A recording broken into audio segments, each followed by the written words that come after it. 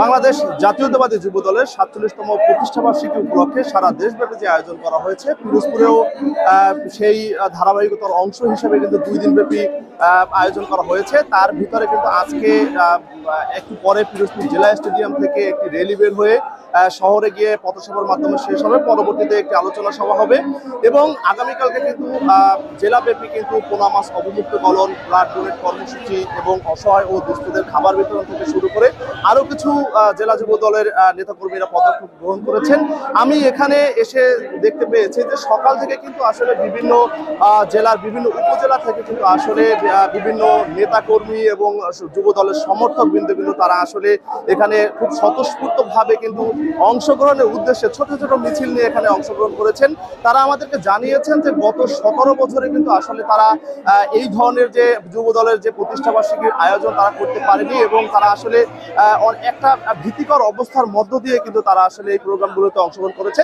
তবে তারা জানিয়েছেন যে ৫ই আগস্টের পরে গত বছরে আসলে এবারে তারা গত বছরে কিন্তু একই ধরনের প্রোগ্রাম করেছেন, তবে গত বছরের তুলনায় এবারের আয়োজনটা তাদের কাছে একটু ব্যতিক্রম লেগেছে। এবং আমি এখানের যে আসলে জেলা যুব দলের যে ভারপ্রাপ্ত আহ্বায়ক এবং সদস্য সচিব তাদের কাছে আমি জানতে চেয়েছিলাম তাদের আয়োজন হিসেবে। তারা আমাদেরকে জানিয়েছেন যে ২ দিনব্যাপী তারা কর্মসূচি নিয়েছেন।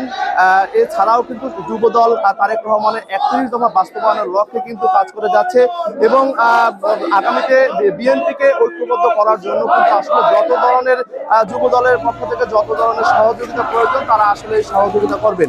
এখানে আমি এসে দেখেছি যে আসলে বিভিন্ন ধরনের নেতাকর্মী কিন্তু তারা আসলে বড় ছোট বিভিন্ন ধরনের মিছিল নিয়ে এসেছেন। তবে এই রকম যে সাত সাত রব আসলে আমরা জেলা যুব দলের কোনো প্রোগ্রামে এখন পর্যন্ত এরকম আমরা দেখিনি।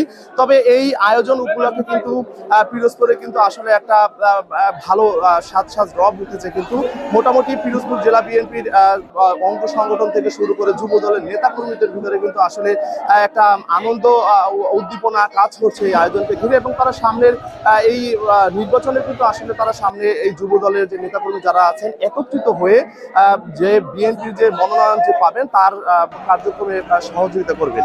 পিরোজপুর জেলা স্টেডিয়াম থেকে এই ছিল সর্বশেষ।